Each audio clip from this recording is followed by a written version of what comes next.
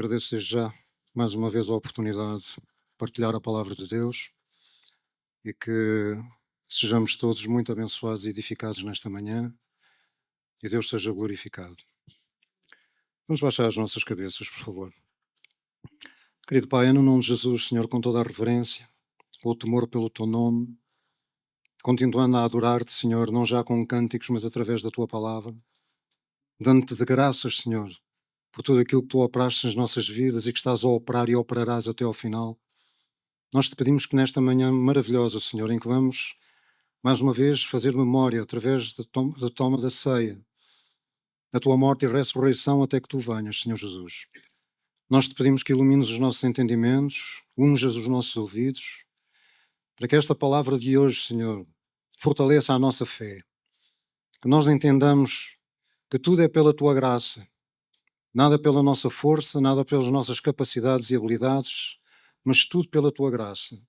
E que esta palavra permaneça connosco, não só durante este dia, mas durante toda a semana e todo o tempo que nós tivermos que viver aqui neste mundo. E nós te honramos e glorificamos no nome de Jesus, Pai. Amém. Vamos abrir, por favor, as nossas Bíblias em Hebreus, a carta aos Hebreus. É uma carta que não é assim muito lida, pois não, irmãos? Mas digo-vos desde já que é uma carta maravilhosíssima. Está para mim ao par da carta aos Romanos. A carta aos Romanos foi escrita pelo apóstolo Paulo, como todos nós sabemos. E na carta aos Romanos nós temos a grande revelação de que a salvação é somente pela graça, mediante a fé. O apóstolo Paulo foi realmente um dos grandes responsáveis pela atenção que nós temos que prestar à graça de Deus. Dizem os entendidos que a palavra graça está escrita 155 vezes no Novo Testamento e que o apóstolo Paulo, só à conta das epístolas que ele escreveu, ele a escreveu 2 vezes mais do que todos os autores do Novo Testamento juntos. Então veja a importância que este homem, Paulo, deu à graça de Deus. Mas aqui nesta carta aos Hebreus, que nós hoje vamos partilhar uma pequena porção, deixe-me só fazer aqui um parênteses. Eu por vezes penso assim, bem, esta porção hoje é tão pequena, o que é que eu vou falar muito sobre isto? Mas quando nós começamos a escavar e a aprofundar, chegamos à conclusão que o tempo é pouco. Porque esta porção que nós vamos hoje estudar aqui e meditar nela é uma das porções mais maravilhosas que estão na Bíblia, de um grande encorajamento. E por isso eu estava a falar da carta aos Hebreus. A carta aos Hebreus é tremenda. E é tremenda para já, há muitos estudiosos que lhe chamam o quinto evangelho. E porquê o quinto evangelho? Porque enquanto que os 4 evangelhos de Mateus, Marcos, Lucas e João nos falam acerca da vida de Jesus Cristo nesta terra, da sua morte e da sua ressurreição e da sua ascensão aos céus, ou seja, do seu ministério terreno, e como Paulo na carta aos Filipenses fala no capítulo 2, versículos 5 a 8, é a humilhação de Cristo. O autor aos Hebreus, que é desconhecido, não sabemos quem escreveu a carta, durante muito tempo se pensou que tivesse sido o apóstolo Paulo, mas chegou-se à conclusão que de facto não foi Paulo que escreveu esta carta, e há indícios claros para crer isso, que não foi ele. Mas esta carta fala-nos do ministério celestial de Cristo, que ele exerce neste preciso momento no céu por nossa causa. Ele é o nosso sumo sacerdote. Nós vamos falar sobre isto já mais adiante. Mas esta carta aos Hebreus é maravilhosa por isto. Nós nunca podemos esquecer daquilo que Cristo fez por nós na cruz. Nunca. Por isso é que estamos aqui hoje para celebrar a ceia, para fazer memória da sua morte e da sua ressurreição. Mas muitas vezes, e talvez demasiadas vezes, nós não meditamos, não pensamos naquilo que Cristo hoje, agora, Ele está a fazer por nós, igreja. Ele é o nosso intercessor junto de Deus. Ele é aquele que continua a trabalhar a nosso favor. Jesus acabou uma obra, a obra da redenção, mas ele continua essa obra até ao dia em que ele vai voltar para nos levar com ele para o céu, para estarmos todos juntos com ele. Então esta carta aos Hebreus é maravilhosa, eu não tenho palavras para expressar, e quanto mais nós lemos esta carta, mais ricos nós ficamos, porque tem coisas maravilhosas. Através desta carta o autor nos leva, por exemplo, e fundamentalmente, a interpretar o Antigo Testamento. Embora este homem que escreveu esta carta seja incógnito, não sabemos o seu nome, como eu já referi, mas ele era um profundo conhecedor do Antigo Testamento. Ele era um profundo conhecedor das Escrituras. E é através desta carta aos Hebreus que os nossos olhos se abrem, que revelação vem até nós acerca daquilo que significou o Antigo Testamento em relação ao Novo. E ele faz esse contraste, dizendo que a nova aliança agora é superior em tudo, não só na pessoa de Cristo, mas em tudo, à antiga aliança. Então isto é um tesouro muito grande para nós como igreja. E quando ele escreve esta carta, a estes destinatários, a carta se chama aos Hebreus, são aqueles judeus que foram convertidos a Cristo após a dispersão, depois da morte de Estevão, do apedrejamento de Estevão. Os cristãos foram dispersos por uma série de lugares e houve muitos hebreus, muitos judeus que se converteram ao cristianismo. Mas por causa disso, eles começaram a ser perseguidos pela sua fé em Cristo. E muitos deles, quando o autor da carta escreve esta missiva, estavam a ser tentados fortemente a desistir do judaísmo, aliás, a desistir de Cristo, desistir da graça e voltar aos rituais do judaísmo. É uma palavra de exortação. O próprio autor diz isso no final da carta. Ele suplica aos seus leitores para suportarem a palavra de exortação que ele estava a dar.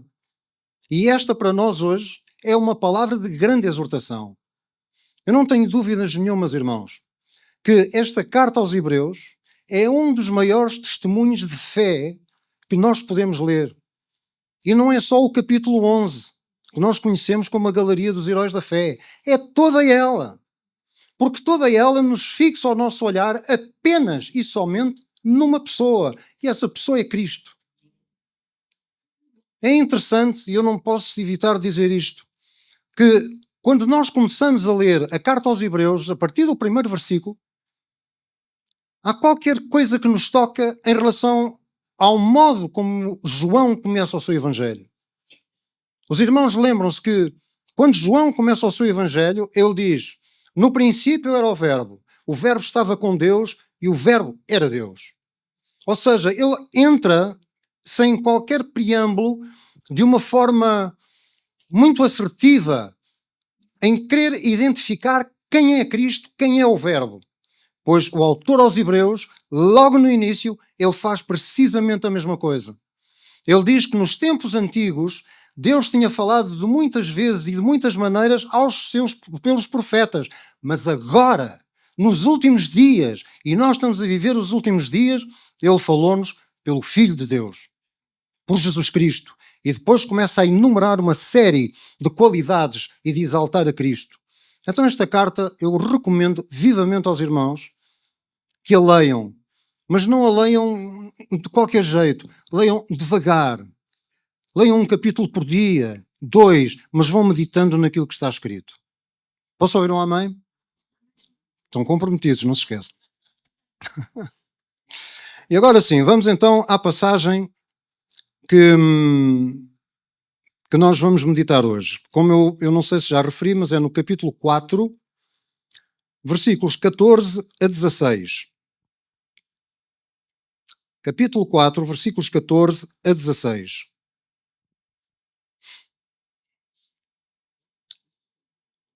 E diz assim o autor desta carta aos Hebreus. Isto segue-se, se nós lermos o capítulo 4, os versículos antecedentes, segue-se a um alerta, a um aviso que ele está a fazer aos tais hebreus, aos tais judeus crentes em Cristo, mas que estavam a sofrer tentação devido às perseguições que eles sofriam, para abandonar o cristianismo e voltar de novo à prática da lei. E então ele entra no versículo 14 e diz assim: visto que temos um grande sumo sacerdote, Jesus, Filho de Deus, que penetrou nos céus, retenhamos firmemente a nossa confissão. Vamos ler versículo a versículo, porque cada um deles tem muita coisa para nós falarmos. Primeiro, o autor diz o seguinte: visto que temos um grande sumo sacerdote, a primeira coisa que ele nos diz é acerca de Jesus Cristo, quem ele é. E esta é uma das bases, uma das linhas que percorre toda a carta aos Hebreus. Ele é um grande sumo sacerdote. O que é que isto significa e o que é que isto quer dizer?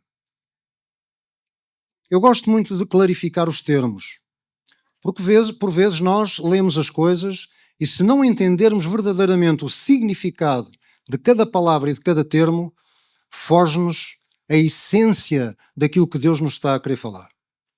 Primeiro, Jesus não era um sumo sacerdote qualquer. Ele era um grande sumo sacerdote. É engraçado que a palavra grega para grande aqui é mega. E hoje todos nós sabemos o que é mega. Mega é uma coisa enorme, é uma coisa muito grande, grandiosíssima, grandíssima, mega. Então Jesus, ele é o nosso mega sumo sacerdote, o grande sumo sacerdote. Não há maior sumo sacerdote do que Jesus Cristo. Agora, o que é um sumo sacerdote? Há muitos irmãos que estão aqui, que são novos na fé, que não têm ainda conhecimento destas coisas, e é bom, por isso, vir à igreja para aprender cada vez mais do que é que a Bíblia nos ensina. Então, o sumo sacerdote era uma figura que existia no Antigo Testamento, foi instituída por Deus, quando Deus levou o povo do Egito até à Terra Prometida, deu lei a Moisés. E uma das coisas que Deus ordenou foi os sacerdotes, que deveriam ser todos da tribo de Levi.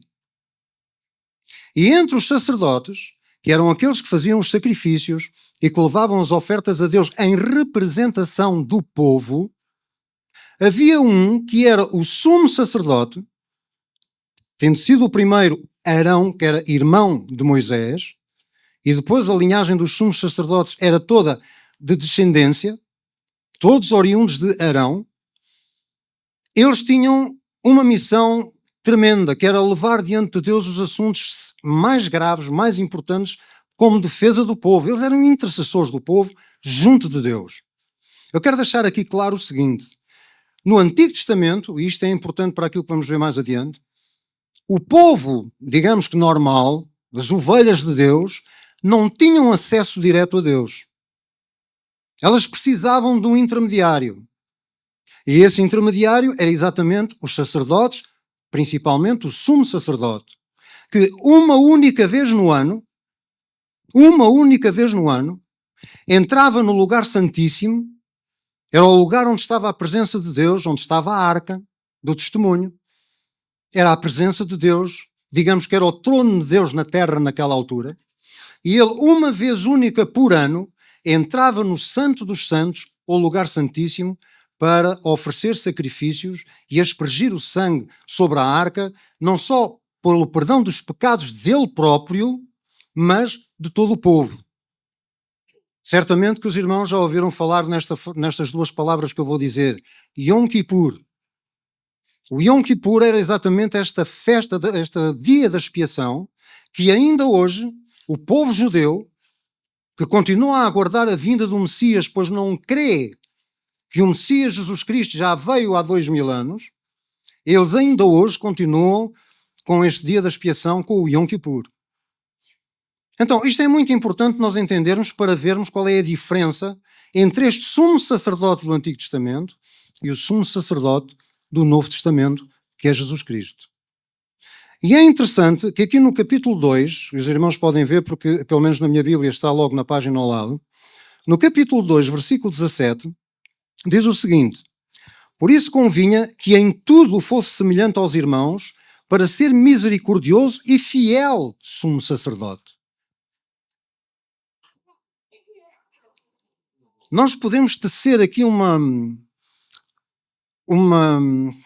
fotografia, vou-lhe chamar assim, agora não me ocorre outro termo, mas uma fotografia clara de quem é este sumo sacerdote. Uma fotografia de quem é Jesus. O autor está aqui, desde o início desta passagem, ele está-nos a querer mostrar quem é este Jesus. Porque mais adiante ele vai nos pedir que nós confiemos nele. E eu só posso confiar em alguém se eu conhecer essa pessoa. Aqui no versículo 17 do capítulo 2 diz ser um misericordioso e fiel sumo sacerdote. É isso que Jesus é. Ele é fiel e ele é misericordioso. E ao contrário do sumo sacerdote da antiga aliança, Jesus entrou no Santo dos Santos celestial, não no terreno, não naquele que era um modelo, que era uma figura das coisas futuras.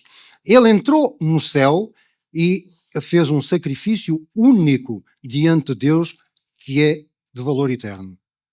Nós já vamos aprofundar isso mais daqui a pouco. Mas é só para explicar o que é de facto o grande sumo sacerdote. O grande sumo sacerdote é Jesus Cristo, é aquele que levou sobre ele todo o nosso pecado e com um único sacrifício ele nos garante a salvação eterna a todos aqueles que nele creem. Vamos andando. E a seguir diz, Jesus, Filho de Deus. É curioso estar estas duas palavras logo juntas. Jesus, Filho de Deus. Sabe porquê? Porque o autor nos está a querer dar a identidade de Jesus como ser humano e está-nos a querer dar a identidade de Jesus como ser divino. Jesus é a identidade humana, é o título humano de Jesus. Filho de Deus é o título divino, Filho do Altíssimo. E depois, prosseguindo, diz assim, que penetrou nos céus. E como nós vimos há pouco, Jesus penetrou nos céus, ou seja, no lugar santo dos santos, no lugar santíssimo, onde ele ofereceu um único sacrifício. E eu, quando falo isto, eu não gosto muito de dizer que Jesus ofereceu um sacrifício. Eu vou-lhe dizer já porquê. Porque Jesus não ofereceu um sacrifício. Jesus foi o sacrifício. Enquanto que o sumo sacerdote no Antigo Testamento, ele imolava cordeiros, bodes, ovelhas, para chegar até Deus, que fosse isso para a redenção do pecado, para que o pecado ficasse escondido, ficasse apaziguado, Deus apaziguado. Jesus não ofereceu nenhum carneiro, não ofereceu nenhum bode, não ofereceu nenhum touro, nada. Ele se ofereceu a ele próprio. Cristo é a nossa redenção. O Novo Testamento, a Nova Aliança, é em tudo superior à antiga. Porquê? Porque repousa nesta pessoa maravilhosa de Jesus Cristo, que é o mesmo ontem, hoje e eternamente. Depois a seguir, ele diz, retenhamos firmemente a nossa confissão. Porquê é que o autor fala isto aos seus leitores no início? Como já disse várias vezes, eles estavam a ser tentados para sair do cristianismo, negar o cristianismo e voltar outra vez aos rudimentos dos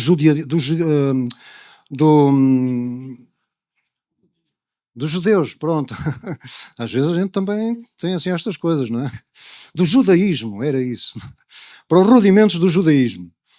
E então este homem, o autor desta carta, está a dizer o seguinte, retenhamos firmemente, agarremo-nos firmemente à nossa confissão, ou seja, à nossa declaração de fé em Cristo. Não vamos abandoná-lo de maneira nenhuma. E sabe porque é que isto é importante?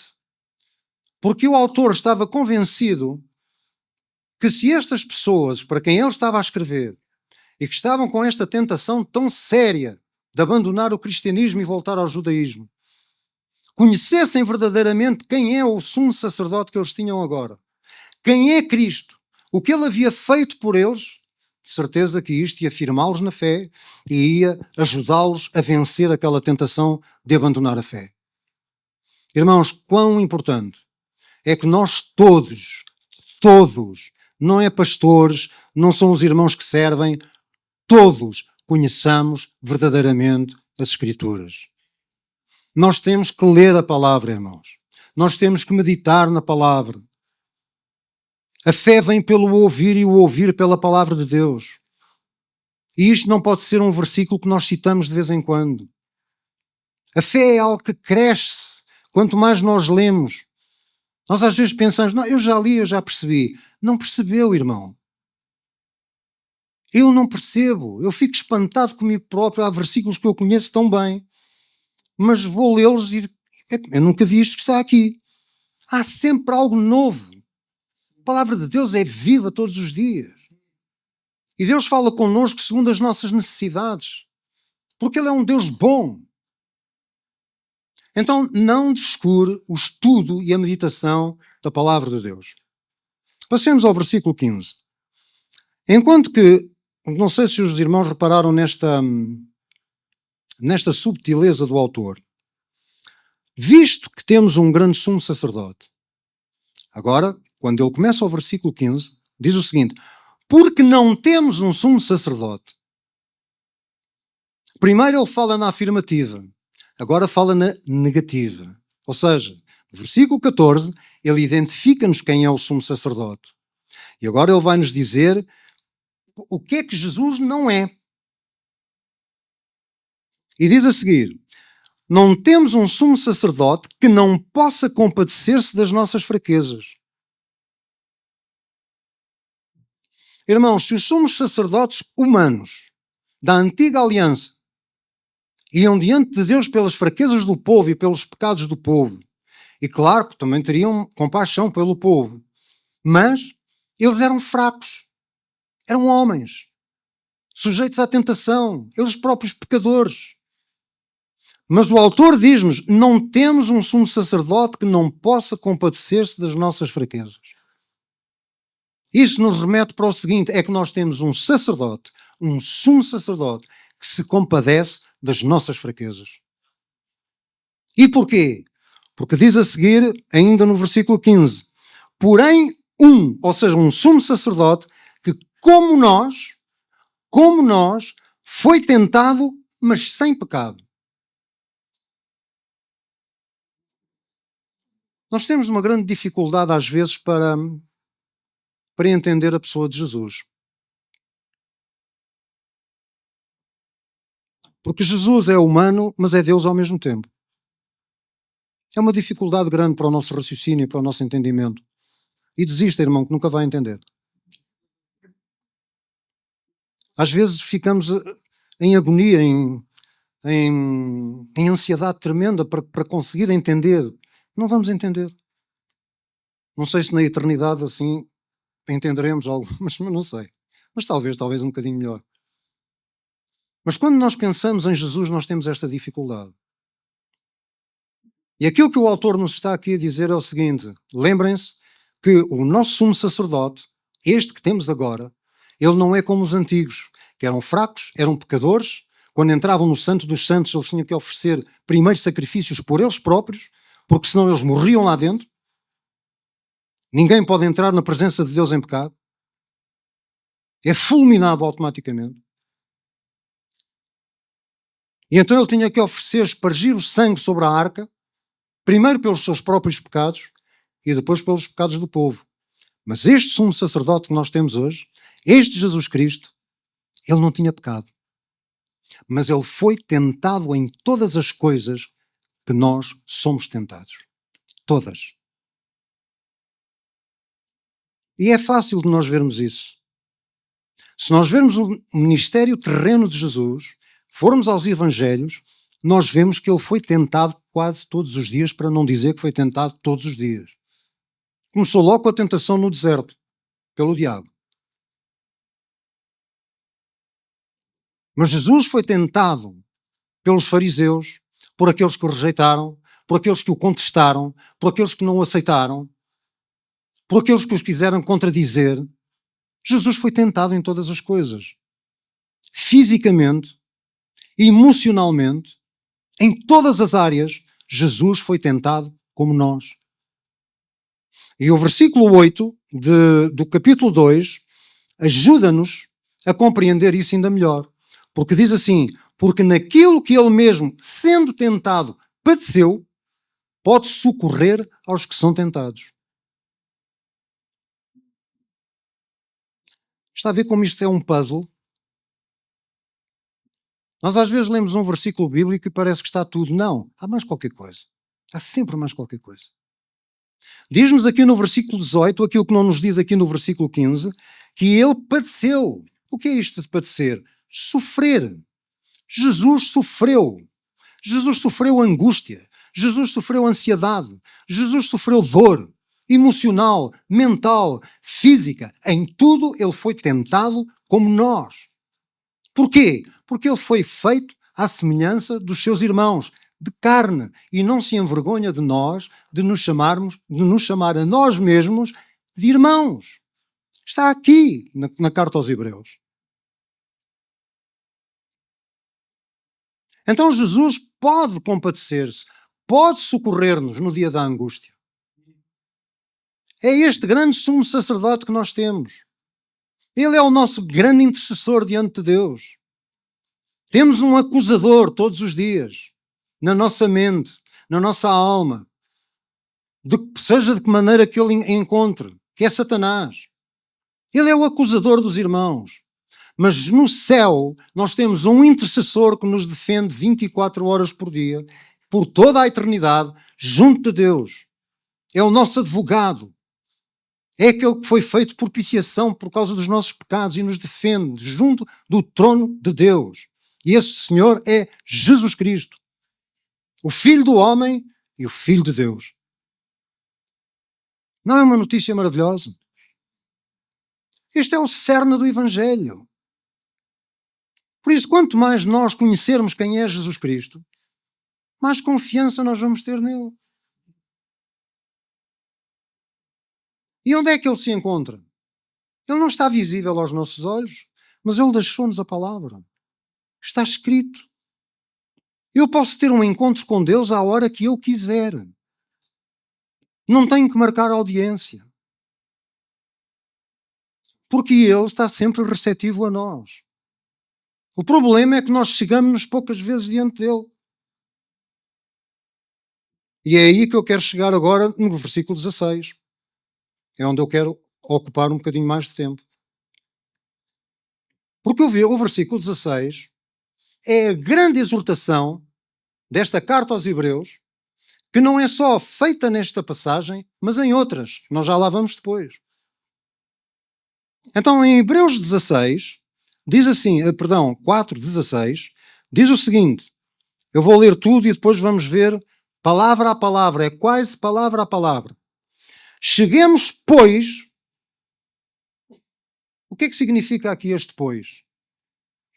Agora que eu sei, agora que nós sabemos quem é este sumo sacerdote, que ele é misericordioso, que ele é fiel, que ele é grande, ele é poderoso, o maior de todos, agora, pois, cheguemos com confiança ao trono da graça para que possamos alcançar misericórdia e achar graça a fim de sermos ajudados em tempo oportuno. Ou seja, a fim de sermos socorridos quando nós necessitamos. Esta é a grande palavra de exortação que este homem que escreveu esta epístola dá. Primeiro, cheguemos. O que é que isto implica? Isto implica uma ação. A primeira coisa que nós devemos fazer na nossa vida, não só quando nós temos problemas, mas acima de tudo quando temos problemas, é chegarmos a Deus. É aproximarmos de Deus. É irmos ter com Ele. É irmos ter com Deus. E se nós olharmos para a Bíblia toda, do Velho Testamento até ao Novo Testamento, nós vimos este clamor de Deus em relação ao seu povo. Vinde a mim. Vinde a mim. A fonte das águas vivas. Mas por vezes o crente anda atrás das cisternas rotas. Irmãos, Deus clama, desde o Antigo ao Novo Testamento, vinde a mim. Nós vemos isso no próprio ministério de Jesus. Vinde a mim, todos os que estáis cansados e oprimidos. Vinde a mim, porque eu sou o pão da vida. Então esta é a primeira coisa que nós temos que fazer. Agora que conhecemos quem é este sumo sacerdote, ele nos diz, cheguemos, pois, venhamos, pois, à presença dele, à presença de Deus. Em Tiago 4,8 diz o seguinte, que aquele que se aproxima de Deus, Deus se aproxima dele. Irmãos, nós não estamos longe de Deus. Nós podemos chegar à presença de Deus. E preste bem atenção ao que eu lhe vou dizer.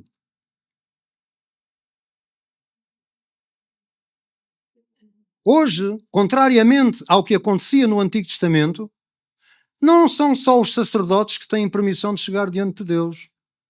São todos os crentes. Todos. Seja pastor, seja presbítero, seja ancião, seja o que for. Todos têm liberdade de livre acesso de chegar ao trono de Deus. Todos, sem exceção. Esta é uma das grandes bênçãos da nova aliança. Eu não preciso de mais intermediários. Eu só tenho um intermediário entre mim e Deus.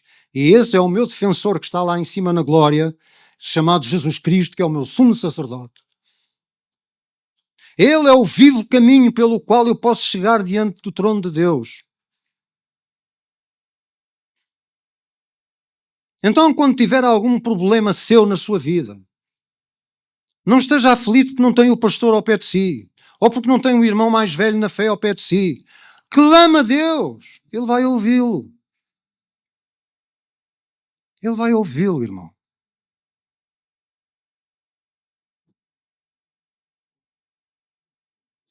E a seguir diz, com confiança. Com confiança. Sabe o que é confiança? Confiança é nós chegarmos junto de uma pessoa, junto de alguma coisa,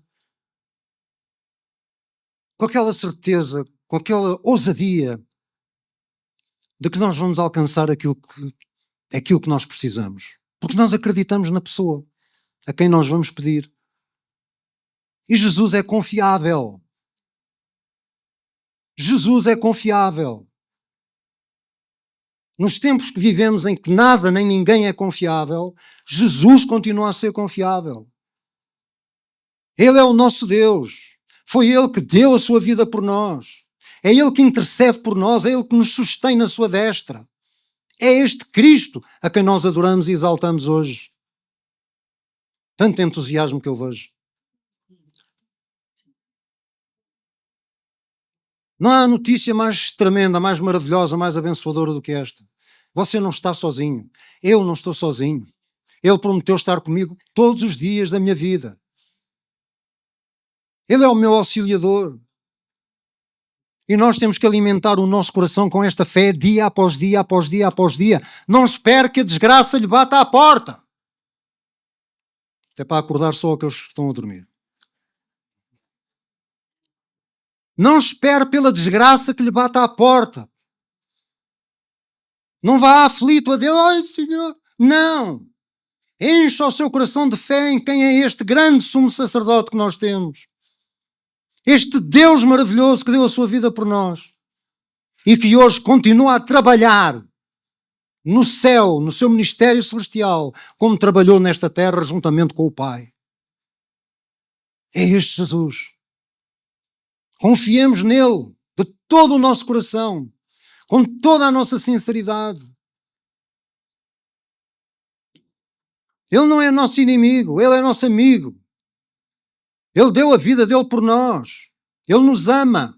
Provou o seu amor para connosco, em que ele morreu pelos nossos pecados quando nós ainda éramos pecadores. Ah, meus irmãos, que bênção maravilhosa que é este Jesus. Vamos prosseguir. Cheguemos, pois, com confiança ao trono da graça. Uau! Se eu tinha que ter uma ação que era de chegar até Deus, se eu tinha que ter uma atitude que era ter confiança neste Deus, Agora eu chego ao destino. Qual é o destino? O trono da graça. O que é isto do trono da graça? Meus irmãos, abra bem os seus ouvidos agora. O trono da graça é a presença real de Deus. É onde Ele está entronizado entre os serafins, entre os querubins. É aquele trono que nós vemos em Isaías 6, quando Isaías vê a grandeza e a majestade de Deus. É o trono da graça, é a presença de Deus. E hoje, todos nós, sejamos pequeninos na fé, sejamos médios, sejamos grandes, sejamos o que formos, todos os que creem em Cristo podem chegar junto deste trono da graça, junto da presença de Deus, através do Senhor Jesus Cristo.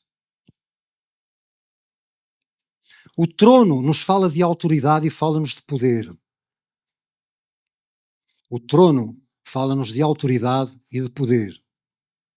E esta é uma imagem que nós podemos compreender se entendermos que na antiguidade os reis que estavam nas suas salas do trono, não era qualquer pessoa que podia chegar junto dele a qualquer hora e quando lhe apetecesse. De modo algum. Só aqueles que eram os seus conselheiros mais íntimos é que podiam chegar junto dele. E se alguém chegasse sem ter sido autorizado, estava sujeito a ser morto. A menos que ele, e há uma história lindíssima no livro de Esther exatamente com este assunto, quando Esther se vai interceder junto do rei Assuero, que era o seu marido, ela não pediu audiência nenhuma. Ela estava sujeita a ser morta. Mas o que é que o rei Assuero fez? Estendeu-lhe o cetro de ouro. Ou seja, a dizer-lhe, podes vir que eu recebo-te. A tua boa notícia para si e para mim hoje é esta. É que do trono da graça do nosso Pai, o cetro de ouro está sempre, sempre estendido. Seja a que horas for do dia. Deus nunca nos rejeita. Eu não vejo nenhum sítio na Bíblia em que alguém se queira chegar a Deus e Deus diz, desaparece que eu não quero ter nada contigo. Não conheço nenhum versículo bíblico que esteja lá escrito isso. Todos aqueles todos aqueles que se aproximaram de Jesus, quando ele esteve aqui no seu ministério terreno, todos Jesus recebeu. Todos.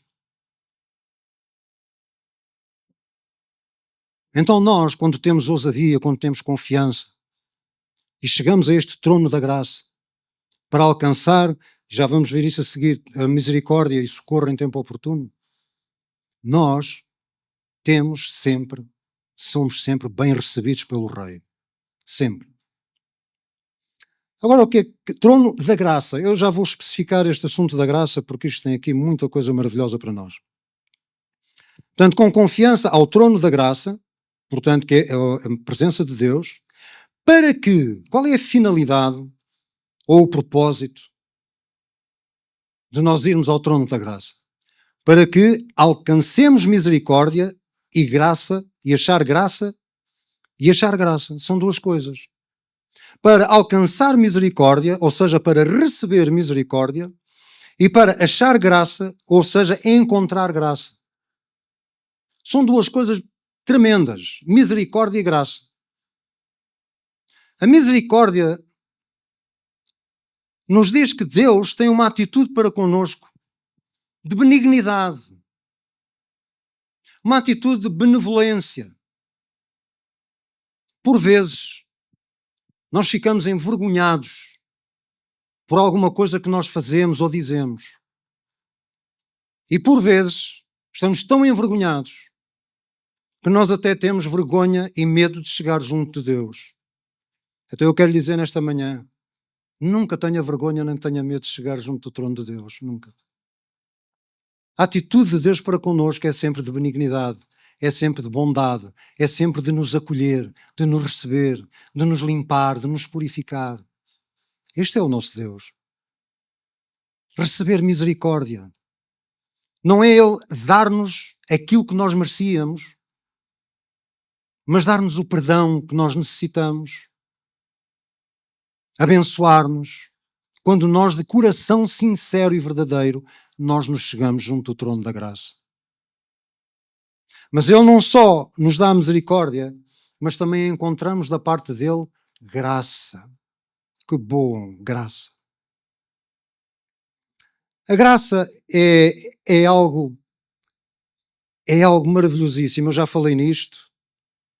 E nós temos este entendimento, como eu disse no início desta exposição, pela ênfase que Paulo deu à graça nas suas cartas. Não é por acaso que a saudação cristã começa logo pela palavra graça. Graça e paz. É assim que Paulo começa todas as suas cartas. Todas. Ele começa normalmente com esta saudação, graça e paz. E sabe o que é graça? Em termos muito rasos, já vou explicar isso melhor, mas em termos muito rasos, graça é aquilo que Deus nos dá e nós não merecemos.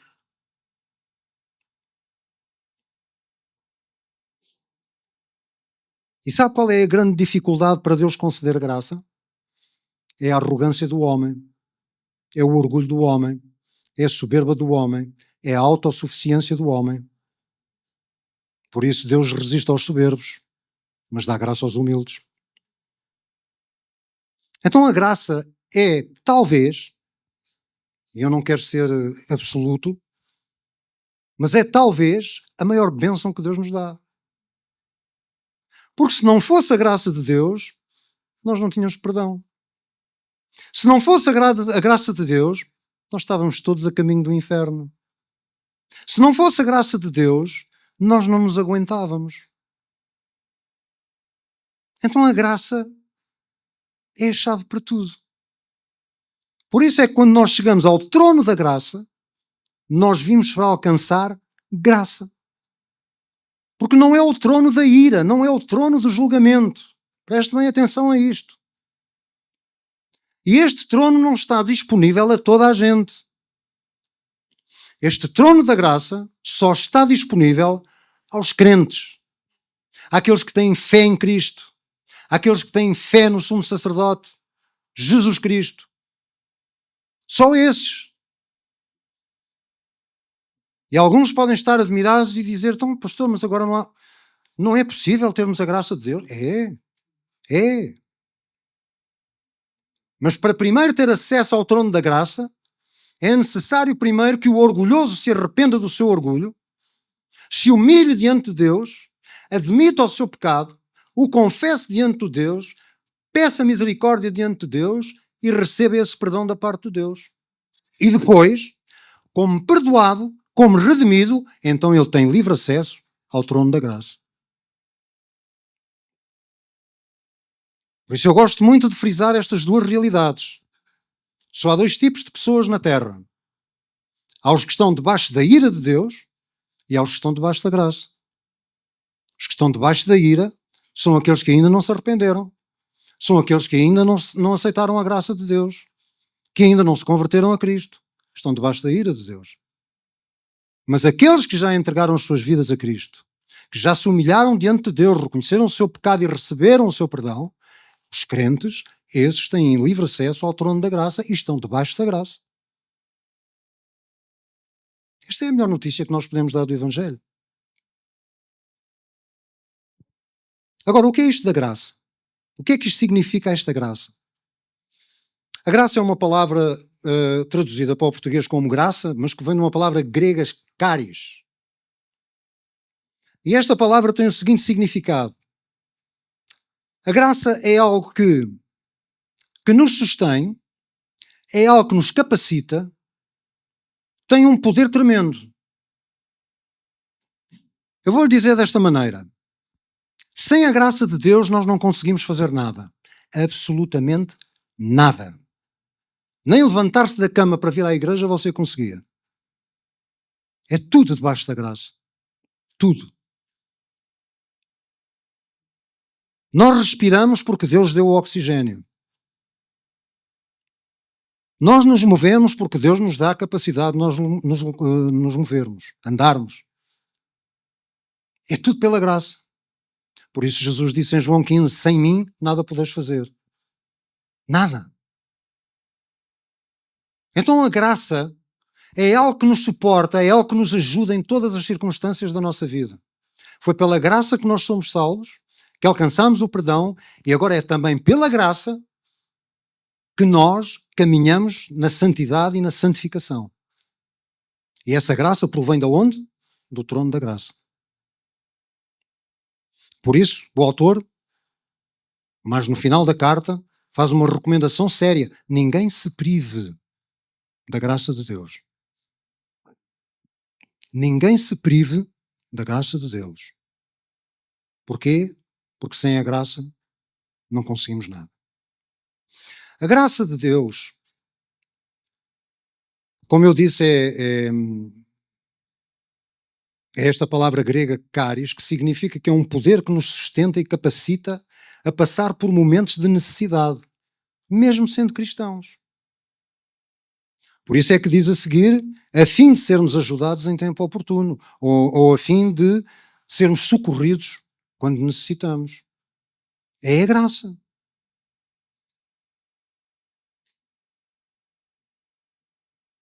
E quando nós estamos a falar, cheguemos, pois, ao trono da graça, é através da oração. É nós irmos diante de Deus, de coração sincero, não escondendo nada. Muitas vezes eu digo a Deus isto, e estou tão grato a Deus por isso. Senhor, ainda bem, eu não quero. Mas mesmo que eu quisesse esconder-te alguma coisa, eu não conseguia. Não conseguia. Eu fico tão grato a Deus por isso. Isto faz parte da graça. Um dia o apóstolo Paulo estava tão aflito por causa daquele célebre espinho na carne, que leva tantos debates e todos do que é o espinho na carne. Irmãos, não importa. Não está lá escrito. Não vamos fazer teorias. Mas ele estava aflito. E 3 vezes ele orou ao Senhor. Ao próprio Senhor Jesus Cristo. E Jesus, da primeira vez, não lhe respondeu. Da segunda, não lhe respondeu. Mas à terceira, Jesus lhe responde e diz: a minha graça te basta, porque o meu poder se aperfeiçoa na tua fraqueza. E sabe o que é que Paulo disse logo a seguir? Agora eu me glorio nas minhas fraquezas. Porque quando eu sou fraco, é que eu sou forte. É o poder da graça. Não é por acaso, eu não me quero desviar aqui do assunto desta parte, mas não é por acaso que muitas vezes Paulo fala no Espírito da graça e, em outras passagens, o Espírito Santo. É o poder. A graça é o poder de Deus que nos capacita. Está aqui a terceira pessoa de Deus. É o Espírito Santo que nos capacita. Então a graça é um tesouro inestimável que nós devemos todos os dias, não é só quando estamos aflitos, mas todos os dias nós devemos ir em oração ao trono da graça e pedir a Deus: Senhor, dá-me mais graça. Porque é possível crescer em graça. O apóstolo Pedro diz numa das suas epístolas: crescei em graça e no conhecimento de Jesus Cristo. Então é possível eu crescer em graça. Como é que eu cresço em graça? Quanto mais fraco eu sou em mim mesmo. Quanto mais eu morro para mim próprio, quanto mais eu me anulo a mim próprio, quanto mais eu me considero um miserável, quanto mais eu me considero um desajeitado, mais poder eu posso receber da parte de Deus. Cristo em mim é a esperança da glória. Cristo em si, o seu poder, a sua graça, é a esperança da glória. Eu vou pedir ao grupo de louvor o favor de subir. E para terminar, quero só especificar um bocadinho quais são as características da graça, isto para nós podermos ter compreensão total do que é que nós estamos a falar.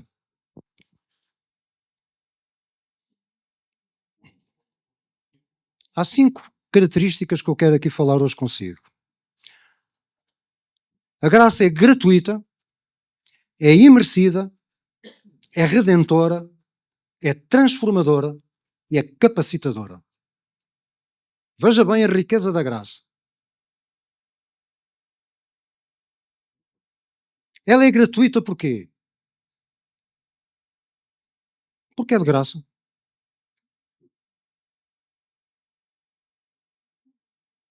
Eu acho engraçado que Paulo em Romanos tem uma passagem em que diz gratuitamente pela graça. Ou seja, exatamente para dar o ênfase que a graça é gratuita. Eu não tenho que pagar nada pela graça. É uma dádiva de Deus gratuita. Pela sua bondade e pela sua misericórdia. Ele me dá a graça. Eu só tenho que me chegar ao trono da graça e pedir, Senhor, eu preciso da tua graça para esta questão, para este assunto. Dá-me graça. Segundo, a graça é imerecida. Porquê? Porque a graça é a expressão máxima da misericórdia e do amor de Deus. Nós não fazemos nada para merecer a graça. Às vezes nós, como cristãos, nós às vezes somos uma contradição. Somos paradoxais connosco próprios. Às vezes dizemos, sim, a graça é coisa, eu não preciso de fazer nada. Mas às vezes há cristãos que pensam que por orarem mais do que outros, ou porque percebem mais da Bíblia do que outros, que são mais merecedores da graça do que os outros. Não. Não há nada, absolutamente nada que nós possamos fazer para merecer a graça. A graça é gratuita. E depende sempre da fonte, nunca do receptor. E a fonte é Deus, sempre Deus, é trono da graça. Assim como esta luz que está aqui intensa, que quase não me deixa vê-los, mas assim como esta luz que está aqui tão intensa, também do trono da graça há uma graça tão forte e tão potente que está sobre nós, que nós só temos que nos apropriar dela, alcançá-la, encontrá-la, buscá-la. O que é mais a graça? Ela é redentora. Ela liberta da culpa, liberta da condenação do pecado, através do nosso arrependimento. Ela nos lava. E nós quantas vezes nos sentimos culpados? Irmãos, nós não temos que nos sentir culpados. O diabo é que nos culpa. O diabo é que nos acusa. Quem intentará a acusação contra os escolhidos de Deus se é Deus quem a justifica? Não o que está lá escrito em Romanos 8? Nós meditamos é pouco nestas palavras, nestas promessas, nestas pepitas de ouro que estão na Bíblia. E temos que tomar posse delas. Temos que as confessar, declarar sistematicamente. Não, eu estou liberto da culpa pela graça de Deus. Não há condenação para mim. O pregador do século passado, Charles Spurgeon, que muitos de vocês conhecem, ele dizia que quando Deus olha para um crente, quando olha para alguém justificado, ele não vê o crente, ele vê o seu Filho Jesus Cristo. Ele vê a justiça de Cristo, ele não nos vê a nós. Só isto é motivo para dar graças, Senhor.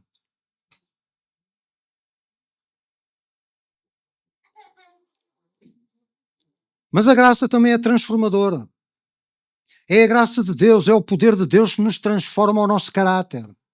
Transforma os nossos gostos, os nossos desejos, os nossos objetivos.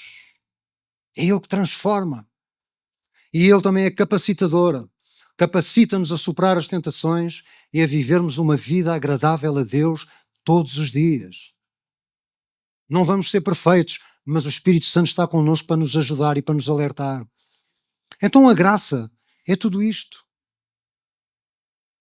E Jesus foi claro quando falou em Mateus: pedi e dar-se-vos-á, buscai e achareis, batei e abrir-se-vos-á, porque aquele que pede recebe, aquele que busca encontra, e ao que bate abrir-se-lhe-á.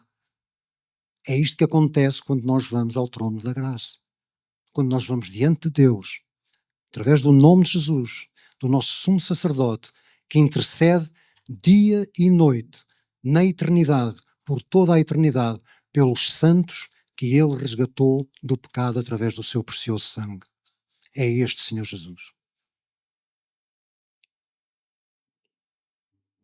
Que Deus nos abençoe a todos com esta palavra.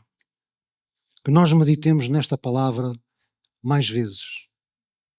Há outras passagens bíblicas que eu não falei aqui e pronto, olha, fica registado só. Hebreus 7, 24 e 25, Hebreus 10, 19 a 23.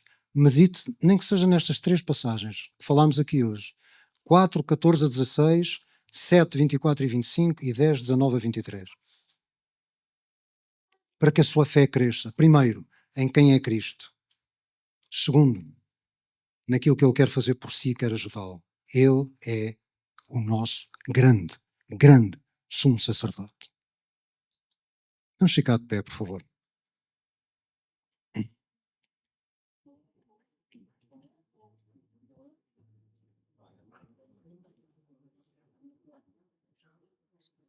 Todos os primeiros domingos, de cada mês,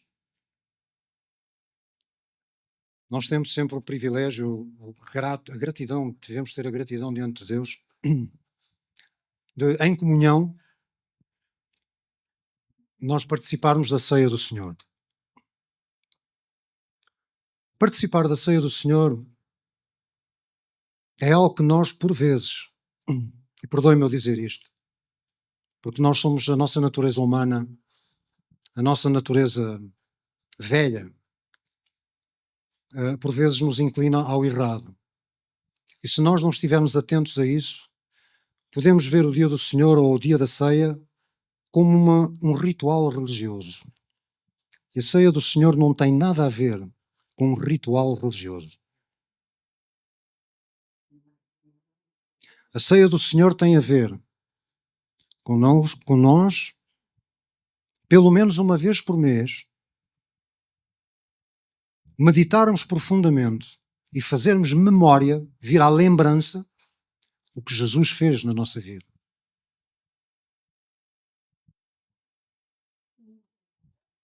Por isso ele deu a ilustração do pão e do vinho.